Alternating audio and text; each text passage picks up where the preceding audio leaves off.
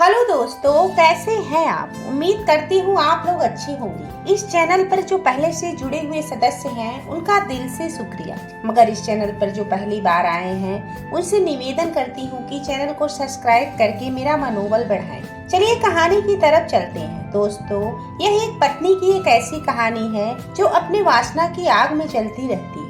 जब उसे कुछ नहीं सूझता तो घर पूजा करने आए पुजारी के साथ ही अपने जिस्म की प्यास बुझाती है। फिर शुरू होती है एक ऐसी कहानी जिसे सुनकर सबका दिल दहल उठता है। महाराज नगर में रहने वाले पंडित प्रभाकर छोटा सराफा में स्थित महादेव मंदिर के पुजारी थे। उन्होंने अपने बेटे ओम प्रकाश को भी पूजा पाठ ज्योतिष की शिक्षा दी थी।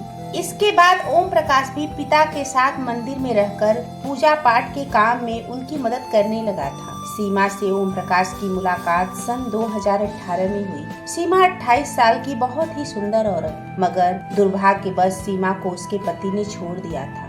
इसके लिए सीमा अपने ग्रह नक्षत्र दिखाने के लिए पंडित प्रभाकर के पास आई। प्रभाकर ने सीमा को अपनी कुंडली के बारे में ओम प्रकाश से सलाह लेने को कहा। ओम प्रकाश ने कुंडली देखकर उसकी परेशानी तो बता दी, लेकिन खुद परेशानी में फंस गया। हुआ यह कि सलाह के सिलसिले में सीमा ने ओम प्रकाश से उसका मोबाइल नंबर ले लिया और फिर अक्सर उससे फोन पर अपनी समस्याओं के बारे में बातचीत करने लगी। मंदिरों में पूजा पाठ का काम सुबह काफी जल्द शुरू होकर देर रात तक चलता था। मंदिर में पूजा के अलावा ओम प्रकाश कई यजमानों के घर विभिन्न तरह के अनुष्ठान करवाने के लिए जाता था। इसीलिए सीमा से उसकी बात अक्सर रात में ही हो पाती थी। इसी बातचीत के दौरान सीमा का ओम प्रकाश की तरफ झुकाव हो गया। सीमा काफी शातिर थी।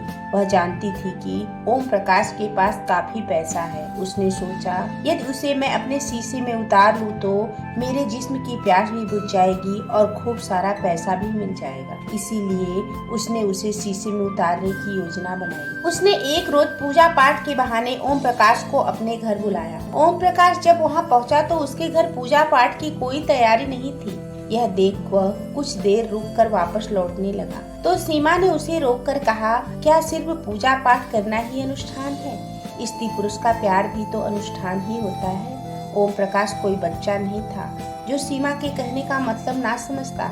सीमा के प्रति उसके मन में भी आकर्षण था, क्योंकि सीमा का गोरा बदन और उस पर उसने नीली रंग की साड़ी डाल रखी थी। लेकिन अपने परिवार की इज्जत एवं पैसे की पवित्रता को ध्यान में रखकर वह खुद आगे नहीं बढ़ा था। लेकिन जब सीमा ने खुला प्रेम प्रस्ताव दिया तो वह खुद को रोक नहीं सका। अंततः दोनों ने अपने शर्तें पूरी कर ली। इसके बाद आए दिन दोनों की एकांत में मुलाकातें होने लगी। सीमा के पास रोजी रोटी का कोई सहारा नहीं था, सो ओम प्रकाश से वह देह सुख के बदले पैसे वसूलने लगी। इसी दौरान सीमा की छोटी बहन कुसुम को भी उसके पति ने छोड़ दिया था, जिससे वह भी मायके आकर रहने लगी थी। खर्च बढ़ा तो सीमा की ओम प्रकाश से मांग भी बढ़ने लगी, लेकिन ओम प्रकाश ने इस तरफ ज्यादा ध्यान नहीं दिया। इसी बीच पिता प्रभाकर ने ओम प्रकाश का रिश्ता पास में ही अपने मित्र की बेटी अंजू के साथ तय कर दिया। यह बात सीमा को पता चली तो वह समझ गई कि पत्नी के आने के बाद ओम प्रकाश उसके कब्जे में ज्यादा दिन नहीं रहेगा। इसीलिए ओम प्रकाश जब उसे अपनी शादी का निमंत्रण पत्र देने गया तो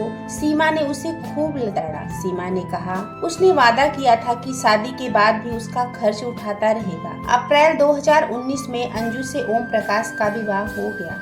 वो बहुत सुंदर थी। अंजू के मधुर स्वभाव से ससुराल में सब खुश थे। पत्नी के प्यार ने ओम प्रकाश को सीमा से दूर कर दिया, लेकिन सीमा, उसकी माँ और बहन किसी को यह मंजूर नहीं था।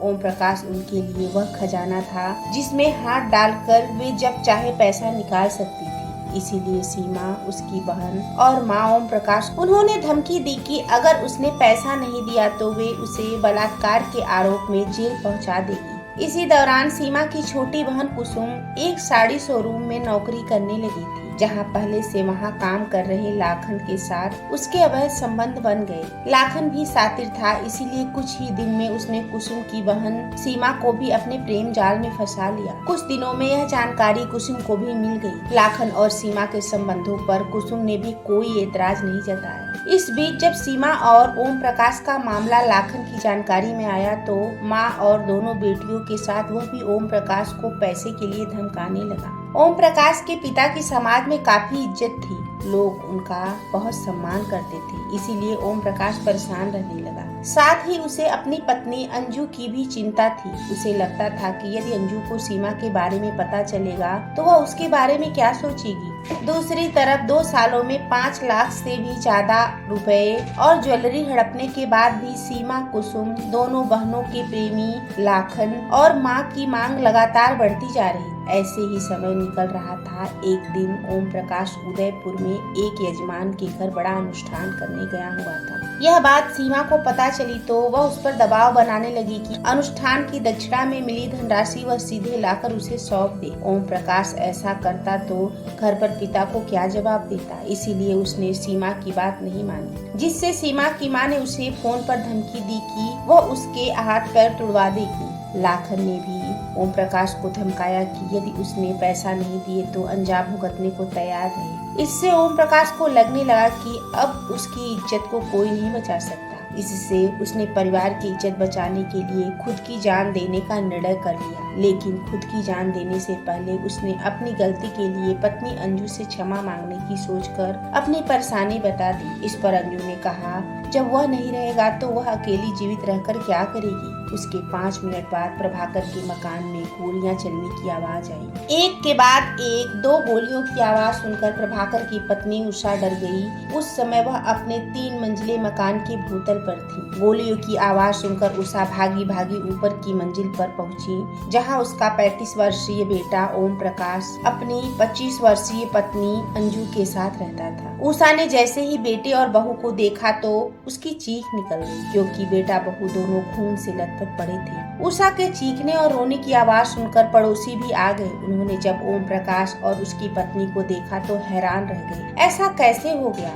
उन दोनों की मौत हो चुकी थी। थोड़ी देर में मोहल्ले के तमाम लोग इकट्ठे हो गए। इसी दौरान किसी ने थाना में फोन कर सूचना दे दी थी। घटना की सूचना मिलते ही थाना प्रभारी मौके पर पहुंच गए। मकान के ऊपर वाली मंजिल के एक कमरे में उन्होंने पलंग पर ओम प्रकाश व उसकी पत्नी अंजू के शव देखे। दोनों ही शव खून से लथपथ थे। पास ही एक पिस्टल पड़ी हुई थी।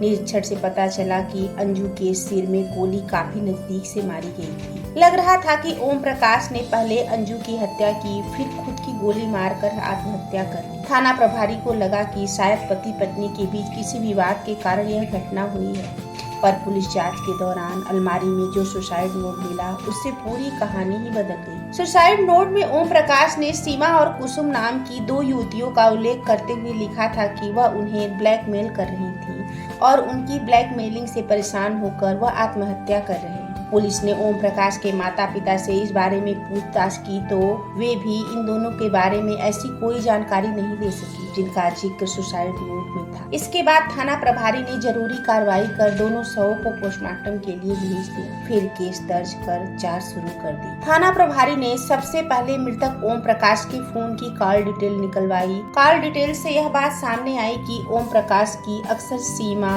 और उसके पास रहने वाली उसकी छोटी बहन कुसुम और एक युवक लाखन से बात होती थी। इसमें खास बात यह थी कि ओम प्रकाश को इन तीनों की तरफ से ही कॉल की जाती थी। ओम प्रकाश अपनी तरफ से कोई फोन नहीं करता था। ओम प्रकाश ने अपने सुसाइड नोट में 2 युवतियों के द्वारा ब्लैकमेलिंग की बात लिखी थी, इसीलिए थाना प्रभारी के शक के आधार पर सीमा और कुसुम को हिरासत में लेकर उनसे पूछताछ की, लेकिन दोनों युवतियों ओम प्रकाश को पहचानने से इनकार कर दी। बाद में सीमा ने चौंकाने वाला बात यह बताई कि लगभग 15 साल पहले ओम प्रकाश ने उससे गंधर्व विवाह किया था, इसीलिए पत्नी होने के नाते वह ओम प्रकाश से खर्च के लिए पैसा मांगती, लेकिन ब्लैकमेल करने की बात से उसने इनकार कर दिया। अब तक पुलिस लाखन को भी हिरासत में लेकर थाने लौट आई थी। थाना प्रभारी को युवतियों की बात झूठी लगी, लिहाजा उन्होंने सीमा और कुसुम और लाखन को अलग अलग रूम में बैठाकर पूछताछ की। उसके द्वारा विरोधाभासी बयान देने पर पता चला कि ये तीनों झूठ बोल रहे हैं। अंततः उनसे सख्ती से पूछताछ की गई। उन्होंने स्वीकार कर लिया कि वे ओम प्रकाश को काफी दिनों से ब्लैकमेल करते आ रहे। पूछताछ करने के बाद ओम प्रकाश को ब्लैकमेल करने वाली दोनों बहनों सीमा और कुसुम और उनकी मां